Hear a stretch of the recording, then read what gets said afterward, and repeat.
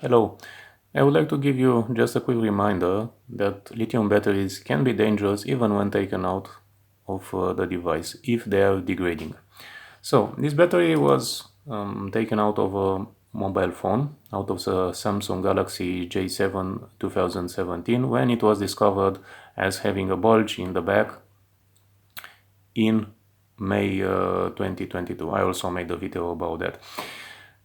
And this battery has been spending the time ever since, so for almost 7 months, in just its package. But as you can see, bulging has increased, and it's a danger because such a battery can puncture and of course release all the noxious gases and possibly even catching fire, although I'm not entirely sure this will happen.